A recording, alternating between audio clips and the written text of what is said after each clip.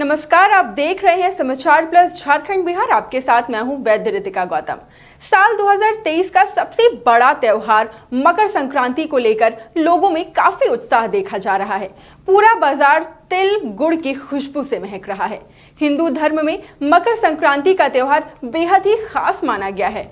पुराणों के अनुसार मकर संक्रांति से सूर्य उत्तरायण होते हैं और ऐसे शुभ संयोग में मकर संक्रांति पर स्नान, दान और सूर्य उपासना से बाकी दिनों में किए गए दान धर्म से अधिक पुण्य की प्राप्ति होती है।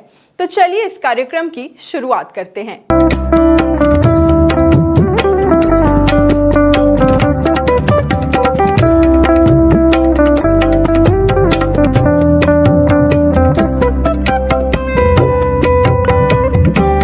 मकर संक्रांति इस साल बेहद खास माना जा रहा है। इस साल 15 जनवरी को मकर संक्रांति का त्योहार मनाया जाएगा और 15 तारीख का दिन रविवार है। रविवार का दिन और मकर संक्रांति दोनों ही सूर्य को समर्पित है। तो चलिए जानते हैं कि इस साल कितना खास है मकर संक्रांति का त्योहार।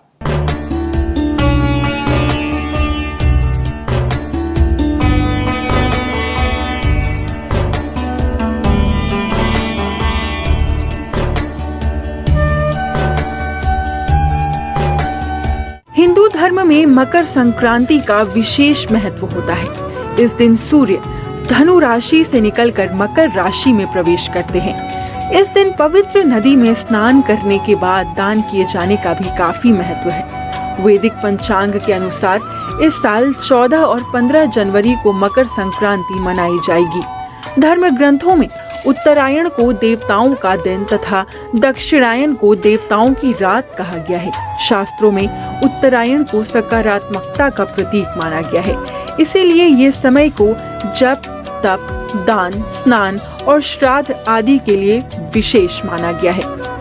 मकर संक्रांति पर सूर्य की राशि में हुए परिवर्तन को अंधकार से प्रकाश की ओर अग्रसर होना माना जाता है। ऐसा जानकर संपूर्ण भारत में लोगों द्वारा विविध रूपों में सूर्य की उपासना और पूजा की जाती है। सूर्य का मकर राशि में जाना बेहद ही शुभ माना जाता है, क्योंकि ऐसी मान्यता है कि मकर संक्रांति से ही देवताओं के दिन की शुरुआत होती है, जिसे उत्तरायण कहते हैं। इस बार मकर संक्रांति का पर्व 15 जनवरी को होने से उत्तरायण भी इसी दिन से माना जाएगा। धार्मिक मान्यता के अनुसार मकर संक्रांति के दिन सूर्य अपने पुत्र शनि देव से मिलने जाते हैं। उस वक्त शनि मकर राशि का प्रतिनिधित्व कर रहे होते हैं। पिता और पुत्र के आपसी मतभेद को दूर करने और अच्छा संबंध स्थापित करने के लिए सूर्य भगवान शनि देव से मिलते हैं। इस दिन सूर्य देव शनि की राशि मकर में प्रवेश करते हैं और इसीलिए इस दिन को मकर संक्रांति कहा गया है। पद्म पुराण के मुताबिक सूर्य के उत्तरायण होने के दिन यानी मकर संक्रांति के दिन दान पुण्य का बहुत महत्व होता है। मकर संक्रांति के दिन सूर्योदय से पहले स्नान करना चाहिए। ऐसा करने से 10,000 गौदान का फल प्राप्त होता है। इस दिन ऊनी कपड़े, कंबल, तिल और गुड़ से बने व्यंजन और खिचड़ी दान करने से भगवान सूर्य और शनिदेव की कृपा प्राप्त होती है। वैसे तो सूर्य के उत्तरायण होने वाले महीने में किसी भी तीर्थ, नदी और समुद्र में स्नान करने के बाद दान करना काफी पुण्य माना गया है, लेकिन प्रयागराज संगम में स्नान का फल मोक्ष देने वाला होता है।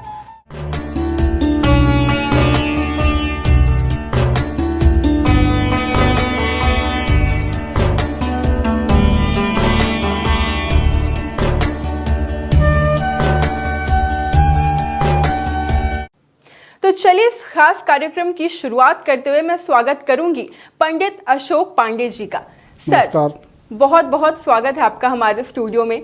मकर संक्रांति का त्योहार है, लोगों के मन में कई सारे सवाल हैं। सबसे पहला सवाल मैं इस सेगमेंट में सबसे पहला सवाल यही करूंगी, लोगों के बीच में ये असमंजस है कि आखिर 2 तारीख पड़ रही है, 14 जनवरी और 15 जनवरी, तो मकर संक्रांति मनाएं कब? सबसे पहले तो जानना है कि मकर संक्रांति है क्या। जी, मकर संक्रांति कहा गया है कि जब मकर राशि पर सूर्य भ्रमण करता है तब जाकर मकर संक्रांति मनाया जाता है।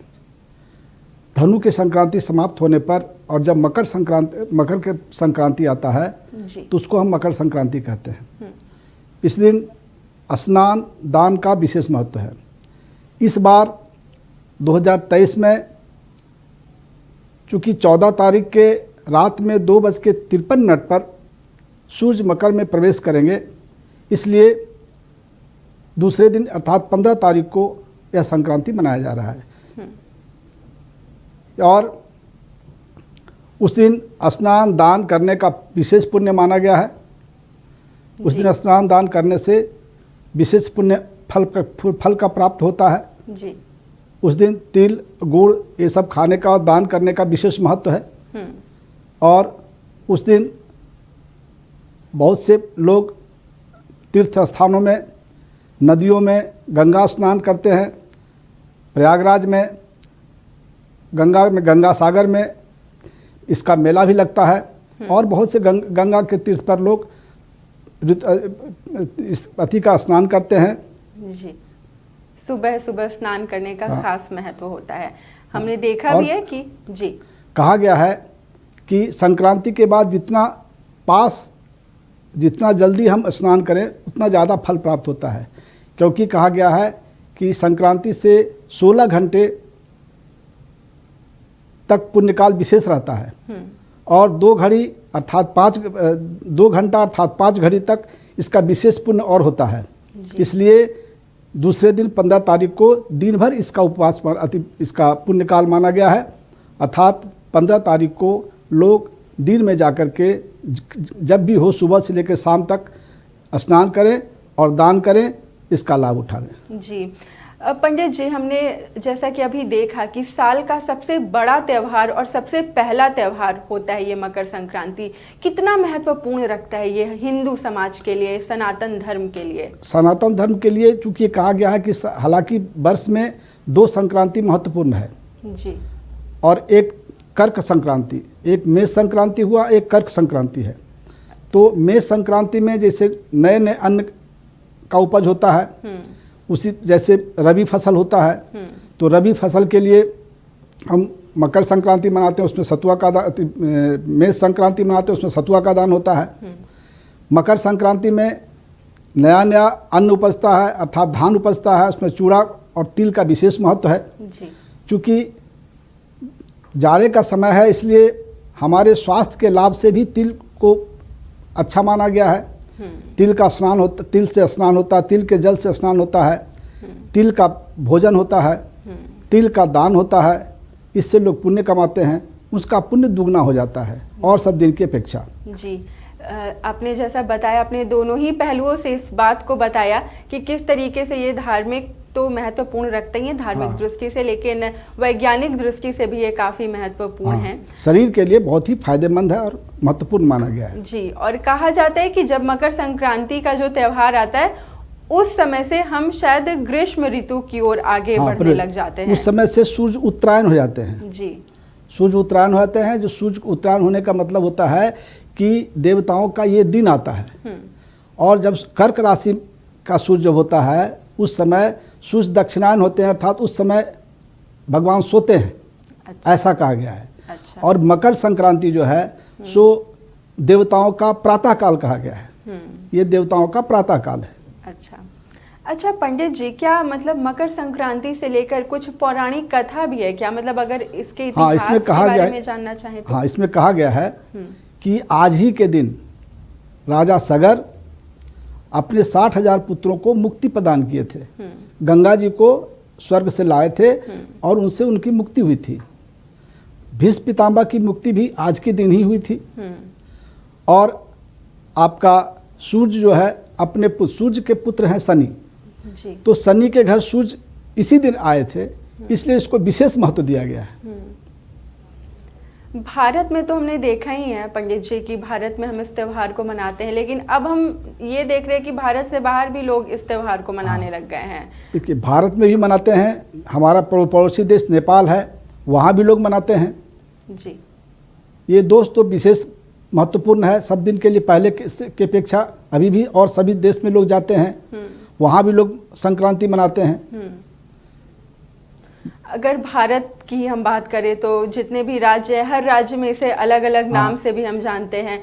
अगर हम ज्यादा देखें तो 13 से 14 राज्यों में तो मकर संक्रांति ही कहते हैं। बाकी अलग अलग जैसे आपका दक्षिण भारत में उसको बिट्टू के नाम से जाना जाता है, पोंगल के नाम से जाना जाता है जी। इस तरह से। और आपका जैसे बंगाल हो गया, वहाँ खिचड़ी तिल और गुड़ के नाम से जानते हैं। यूपी में आपका खिचड़ी के नाम से जानते हैं। तो अलग अलग स्थानों पर अलग अलग इसका महत्व है, अलग अलग अपनी अपनी भाषा में लोग अपने अपने तरह से इसको मनाते हैं। अच्छा पंडित जी, ये तो चलिए हम जानते हैं, आपने जैसा बताया कि नई फसल की भी खुशी में हम इसे मनाते हैं, हम दही चूड़ा खाते हैं। जैसा आपने कहा खिचड़ी की ये क्या कहानी है? मतलब हमने देखा है कि रात में मुख्य तौर पर खिचड़ी बनाते हैं लोग, खिचड़ी को खाते हैं। हाँ, खिचड़ी का महत्व इसलिए ज़्यादा है कि खिचड़ी सुपाच्य भोजन है, सुपाच्य भोजन है। और सुपाच्य भोजन होने के कारण हमारे शरीर के लिए भी फायदेमंद है।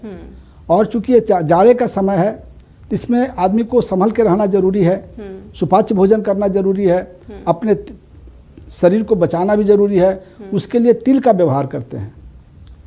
और जब हम पूजा की अगर मुख्य तौर पर बात करें तो विशेष तौर पर क्या हम सिर्फ सूर्य भगवान की ही पूजा करते हैं? हाँ। क्योंकि नाम तो है ये मकर संक्रांति, तो फिर मकर का भी कुछ संबंध हाँ, है? मकर का सूर्य से संबंध है, क्योंकि सूर्य मकर राशि का स्वामी शनि होता है जी। और शनि जो है सो सूर्य का पुत्र कहा गया है।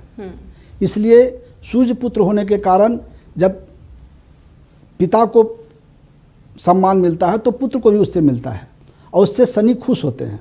अच्छा, हमने ये भी सुना है, कई बार हमने सीरियल भी देखे हैं, जो धार्मिक सीरियल बनाए गए हैं, उसमें हमने देखा है कि भगवान सूर्य और शनि देव में बनता नहीं है। तो आज के दिन शायद मकर संक्रांति वाले दिन भगवान सूर्य शनिदेव से मिलने जाते हैं और जितनी भी पुरानी जो आपसी रंजिश है उसे ख़त्म करने की कोशिश करते हैं। तो क्या ऐसा है क्या? हाँ, ये है। आज के दिन ही भगवान सूर्य अपने पुत्र शनि से मिलने जाते हैं। और चूँकि सूर्य के पुत्र शनि हैं और सूर्य की दूसरी पत्नी छाया के पुत्र हैं शनि जी, इसलिए आज के दिन उनको मनाने के लिए भगवान सूर्य शनि के घर गए थे जी। इससे शनि पर अपना अधिक प्रभाव पड़ता है जी, ये रोचक जानकारी मिली कि भगवान सूर्य के पुत्र वो भगवान शनिदेव हैं। पंडित जी, हमने देखा है कि मकर संक्रांति वाले दिन काले कपड़े को पहनने पर ज़्यादा जोर दिया जाता है, कहा जाता है कि काला कपड़ा पहने। तो इसका मतलब क्या कुछ रंग का कोई मेल है क्या, संबंध है? रंग का संबंध इसलिए कहा गया है कि काला कपड़ा, तिल जो होता है वो काला होता है जी। सफ़ेद तिल भी होता है काला, कि काला तिल का विशेष महत्व, क्योंकि शनि का शरीर जो है सो रूप रंग है उनका काला होता है जी। तो इसलिए काला से वो ज़्यादा प्रसन्न होते हैं, इसलिए काले रंग का विशेष महत्व दिया गया है। हमने देखा है मकर संक्रांति वाली जो दिन होती है तो सुबह जब हम देखते हैं तो घर के जो पूर्वज होते हैं वो प्रसाद के तौर पर तिल और गुड़ ज़रूर खिलाते हैं वो अपने बच्चों को। हाँ। और सफ़ेद तिल भी रहता है, काला तिल भी रहता है। तो ये दोनों में फ़र्क क्या है? सफ़ेद तिल और काले तिल में क्या अंतर है? तिल सब एक ही है, तिल में कोई अंतर नहीं है, लेकिन महत्व ज़्यादा काले तिल अलग अलग का है, उसका महत्व अलग अलग है जी। काले तिल का महत्व चूंकि शनि के प्रभाव के कारण काला तिल का विशेष प्रयोग होता है जी, इसलिए काले तिल का विशेष महत्व दिया गया है। और कहते हैं कि दान भी अगर करें तो काले तिल का दान जो है वो लोग विशेष तौर पर करते हैं। हाँ। इसकी ज़्यादा विशेषता है। काले तिल की विशेषता है कि वो शरीर को भी स्वस्थ रखता है। हमारे शरीर चूँकि जाड़े का समय है, जाड़े के समय में शरीर जो शुष्क हो जाता है तो कहा गया कि काले तिल से स्नान करें, काले तिल का उपटन लगाना चाहिए, काले तिल का भोजन करना चाहिए। इससे होता है कि शरीर हमारा गर्म रहता है और स्वस्थ रहते हैं। अगर हम पूरे भारत की बात करें, भारत तो कहिए एक एकता मतलब दिखाता है, जैसे हर राज्य में अलग अलग नाम से हम इस त्यौहार को मनाते हैं। कहीं पर बिहू हो गया, कहीं पोंगल हो गया। तो क्या उन सारी जगहों पर भी इसी तरीके से हम इस त्यौहार को मनाते हैं या फिर कुछ अलग हम अंतर देखते हैं? देखिए, अलग कहा गया है कि देश काल और परिस्थिति के अनुसार में प्रत्येक त्यौहार को मनाने का विधान है कि जहाँ जो चीज़ आसानी से अवेलेबल हो जाए उसके अनुसार हम मनाते हैं। जहाँ जैसे अभी नवान्न है, अभी नया नया अन्न कहीं होता है, कहीं धान होता है, कहीं और सब अन्न होता है, तो उस अन्न को विशेष तक उसमें प्रयोग किया जाता है, जिससे कि हमारा स्वास्थ्य जो है सो बना रहे। जी। यूपी बिहार में हमने देखा है मकर संक्रांति को लेकर ज़्यादा लोग उत्साहित रहते हैं। यूपी बिहार झारखंड में अगर हम बात करें तो, बाकी अगर हम देखें गुजरात की तरफ अगर हम बढ़े या फिर पंजाब की तरफ बढ़े तो उधर लोहरी होता है, पंजाब हाँ। में लोहरी होता है, और उधर पतंग उड़ाने की विशेष रूप से हम देखते हैं, पतंग उड़ाया जाता है।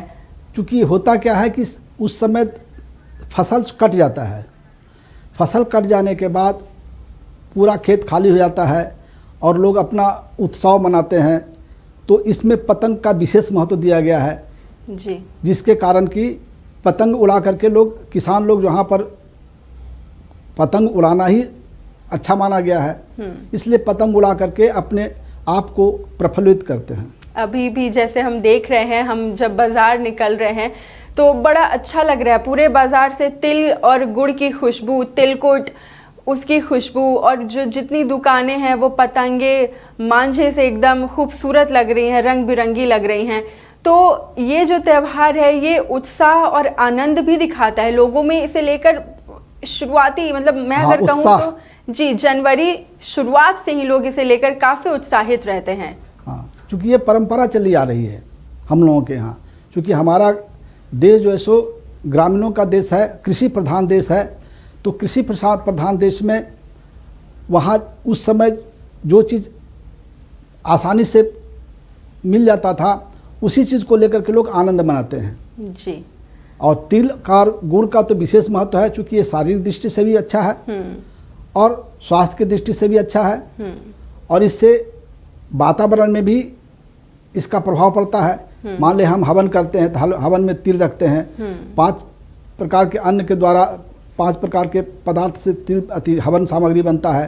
तिल, जौ, गुग्गुल, गुड़, और वो जो धूप है, वो तो धूप तो केवल सुगंध के लिए मिलाया जाता है, जो उसको जलने में सहायता करता है, उससे हमारा वातावरण शुद्ध होता है जी। और जितने भी कीड़े मकोड़े हैं वे सभी का नाश हो जाता है। का नाश हो जाता है। एक बार मैं फिर से चाहूँगी पंडित जी, जब हम पूजा करते हैं उस दिन तो किन किन वस्तुओं की ज़रूरत पड़ती है वो आप हमारे दर्शकों को बता दीजिए, जब पूजा के दौरान जो हम वस्तुओं का इस्तेमाल करते हैं। हालांकि मकर संक्रांति जो है विशेषकर स्नान और दान का ही पुण्य इसमें पुण्य होता है। स्नान और दान का ही महत्व है और उसी का भोजन करने का महत्व है कि नया अन्न, जैसे चूड़ा आया, दही रहता है किसानों के यहाँ, गुड़ रहता है किसानों के यहाँ, इसको खाते हैं लोग और उस पर प्रफुल्लित होते हैं जी। और उससे हमारा स्वास्थ्य भी ठीक रहता है। रात में खिचड़ी खाते हैं, उससे हमारा शरीर भी सुपाच्य होता है, इसलिए इसको विशेष महत्व दिया गया है। जी बिल्कुल। तो हम इस चर्चा को और भी आगे बढ़ाएंगे, लेकिन यहाँ पर हम छोटे से ब्रेक के लिए रुकेंगे। ब्रेक के बाद फिर हम और नई जानकारियाँ और नई रोचक जानकारियाँ मकर संक्रांति को लेकर लेंगे। फिलहाल रुकेंगे एक छोटे से ब्रेक के लिए।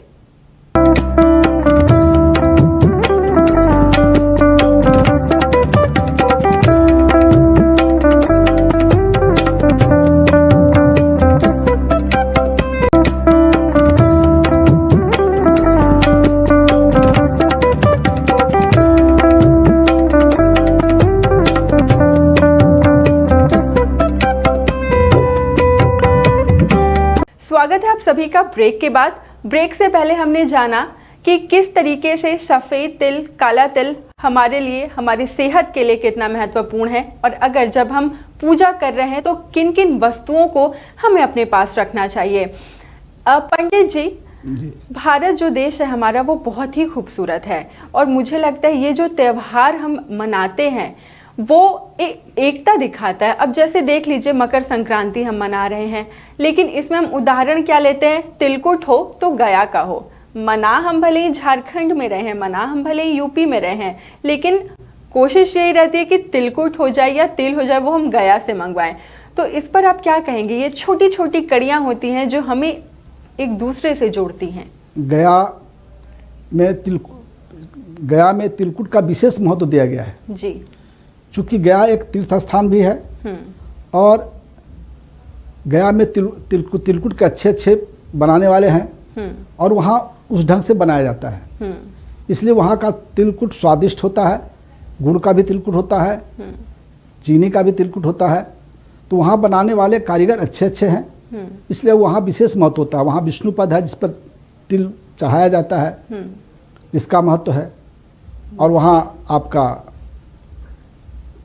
फल्गु नदी है, वहाँ भी लोग, बहुत से लोग पिंड दान करते हैं। जी, गया तो नगरी ही है, कहा जाता है कि अगर हम पिंड दान कर रहे हैं तो हम जाकर गया में करें। हाँ, मुक्ति धाम है वो। जी, अगर हम बात करें जैसा कि आपने बताया कि सुबह सुबह हम देखते हैं, तो अब जैसे जो लोग बिल्कुल शहर में रह रहे हैं या फिर कोई बहुत बड़ा संगम नदी नहीं है, कोई बहुत बड़ा संगम नहीं है, तो ऐसे में लोगों को क्या करना चाहिए? अब जब वो मजबूर है, वो नदी में जाकर स्नान नहीं कर सकते हैं, तो ऐसे में लोग किस तरीके से नहाएं जिससे उन्हें कहा गया है कि एक कहावत है देहात का कि मन चंगा तो कटौती में गंगा। जी बिल्कुल। मन यदि चंगा मान ले तो जाए कि हमारा कटौती में शरीर गंगा। काम नहीं कर रहा है, तो शास्त्र में ऐसा निर्णय है, ऐसा वर्णन आया है कि यदि हमारा शरीर काम नहीं कर रहा तो हमको मंत्र स्नान होता है।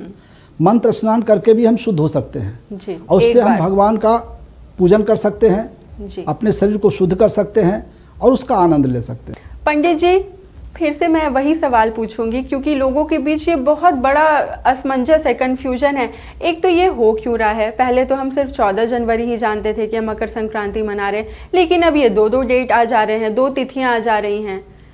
कहते हैं कि 14 को शायद साधु संतों का होता है मकर संक्रांति और 15 को वो आम जनों के लिए होता है। बहुत से पर्व होते हैं, जैसे आपका संक्रांति हो गया, एकादशी हो गया, वो वैष्णवों के लिए और गृहस्थ के लिए, इसको अस्मार्थ कहा जाता है। जी गृहस्थ के लिए अलग अलग होता है।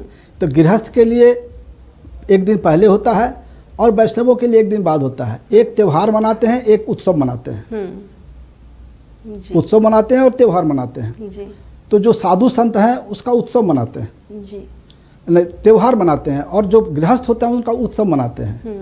क्योंकि गृहस्थ के यहाँ जितने भी पर्व और त्यौहार बनाए गए हैं सभी हमको हमारे शरीर और समाज को देखते हुए बनाया गया है, ताकि सबकी रक्षा हो सके और सबका कल्याण हो सके। इसलिए जैसे पहले इतना बाजार नहीं था, पहले कृषि प्रधान देश है, यहाँ तो अन्न उपजता था, अन्न से ही हम अपने समस्या का समाधान करते थे और अन्न हमारे घर में आसानी से मिल जाता था जी और मिल जाता था, जिससे हम अपना उत्सव मनाते थे। जी। और आज भी हम वही कर रहे हैं, उसी परंपरा को लेकर के चल रहे हैं, क्योंकि ये सनातनी परंपरा है। एक सवाल मेरा ये रहेगा, जैसे आपने बताया कि काला तिल, तो क्या ज़रूरी है कि दर्शक सिर्फ काला तिल ही, अगर मान लीजिए नहीं है उनके पास काला तिल, मान लीजिए जो बहुत बड़े शहर में रह रहे हैं और बहुत व्यस्त है उनका जीवन, तो ऐसे में वो क्या करें? तो काला तिल के जगह सफ़ेद तिल भी ले सकते हैं, चाहे तिलकुट होता है। जी। तिलकुट गुड़ का भी होता है, तिलकुट चीनी का भी होता है। तो उसका मिठाई बना करके लोग खाते हैं। तो सफ़ेद तिल का भी खा सकते हैं और काले तिल का भी खा सकते हैं, इसमें कोई दिक्कत नहीं है। एक और तिल होता है भूरा तिल। भूरा तिल, हाँ। अच्छा। तो जो भी हमको आसानी से मिल सके उससे हम अपना उत्सव मनाते हैं। जी, भूरा तिल। तो ये आज और एक तिल के बारे में जानकारी मिली, 3 तिल, सफ़ेद, काला और भूरा। हाँ। तो ये तीनों में से तिल जो का भी विशेष महत्व और भी आता है, और भी चीज़ों में, हवन में हो गया, पूजन में हो गया, जी। इस सब में तिल का महत्व आता है। और तिल कहा गया है कि भगवान के पसीने से तिल बना है। अच्छा। भगवान विष्णु के पसीने से तिल का निर्माण हुआ है। इस कहानी को आप ज़रूर बताइए हमारे दर्शकों को, क्योंकि ये मेरे लिए भी ये मतलब मैं पहली बार इसे सुन रही हूँ। इसलिए तिल भगवान विष्णु के पसीने से तिल हुआ है, इसलिए 3 तरह का तिल है, काला तिल, सफ़ेद तिल और भूरा तिल। जी। और ये तीनों पुण्यदायक और फलदायक है। इसको मुक्ति के काम में भी इसको माना गया है कि ये मोक्ष प्रदान करने वाला है। जी। जैसे हम लोग श्राद्ध करते हैं, कहीं पिंड दान करते हैं, उसमें तिल आवश्यक हो जाता है। इससे पितरों का मोक्ष भी मिलता है। जी। और इससे शारीरिक मानसिक रूप से भी लोग मजबूत होते हैं और स्वस्थ होते हैं। जी। और इस दिन मुख्य रूप से किन किन क्या कुछ ऐसी सावधानियां हैं जो हमें बरतनी चाहिए? क्योंकि ऐसा भी कहा जाता है कि भगवान शनि जो हैं वो थोड़े उनका जो स्वभाव है थोड़ा गर्म स्वभाव के हैं। गर्म स्वभाव के हैं, थोड़े से वो आक्रोशित रहते हैं। तो क्या कुछ ऐसा जो हमें सावधानियां बरतनी चाहिए, हमसे गलती ना हो जाए? हाँ, ऐसा होता है कि जैसे स्नान के बाद ही भोजन करना चाहिए, सबसे पहला तो ये नियम है। जी। और दूसरा है कि आज के दिन अदरक नहीं खानी चाहिए। अच्छा, अदरक खाने से बचना चाहिए। बचना आज के चाहिए। दिन। ठीक है। और भी कोई भी गर्म चीज़ खाने से बचना चाहिए। चूड़ा और दही इसलिए दिया जाता है कि दोनों का, चूड़ा दही में भी अंतर है। चूड़ा दही में यदि हम नमक मिला देते हैं तो उसका तासीर ठंडा होता है, और यदि हम गुड़ मिला देते हैं तो उसका तासीर गर्म हो जाता है। जी।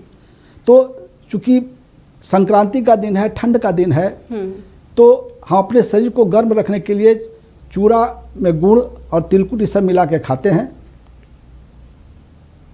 चीनी का प्रयोग लोग कम करना चाहिए, चीनी का प्रयोग को उतना नहीं करना चाहिए। जी।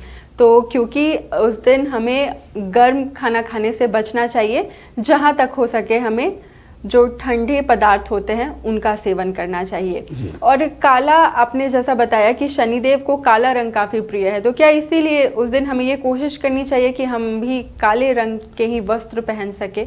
देखिए, कहा गया है कि गुरु जो करे सो नहीं करना चाहिए, जो गुरु जो कहे सो ही करना चाहिए। काला रंग सबको प्रिय जरूर है, लेकिन सबको सूट नहीं करता है।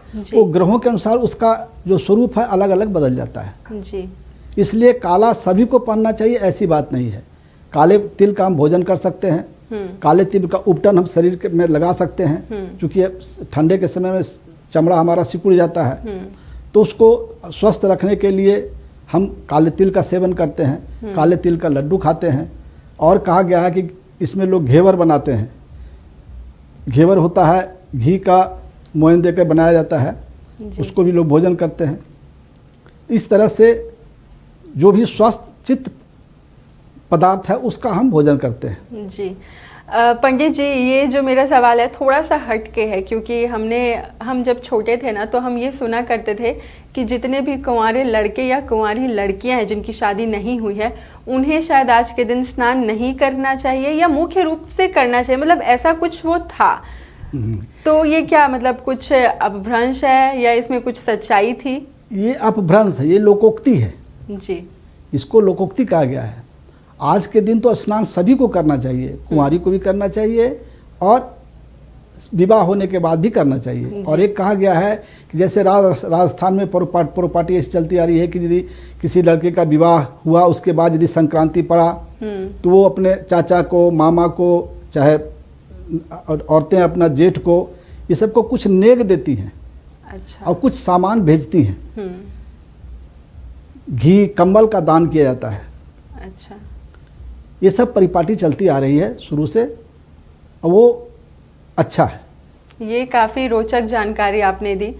अब क्योंकि वक्त हमारे पास थोड़ा कम है, तो बस जाते जाते आखिरी संदेश आप हमारे दर्शकों को क्या देना चाहेंगे मकर संक्रांति को लेकर? मकर संक्रांति के लेकर के ही हम कहना चाहेंगे कि मकर संक्रांति बड़ा ही पुण्य का पर्व है, और इसे सभी सनातनियों को अवश्य मनाना चाहिए। इससे शरीर का भी शारीरिक और मानसिक दोनों विकास होता है। जी जी, बिल्कुल। तो इस तमाम जानकारी के लिए आपका बहुत बहुत शुक्रिया पंडित जी। आपने यहाँ पर ऐसी कई सारी जानकारियाँ दी जो शायद हमने और हमारे दर्शकों ने पहली बार जानी है, तो बहुत बहुत शुक्रिया। तो आज के सेगमेंट में हमारे साथ बस इतना ही। समाचार प्लस की पूरी टीम की तरफ से आप सभी को मकर संक्रांति की बहुत बहुत शुभकामनाएं। मुझे दीजिए इजाज़त। धन्यवाद।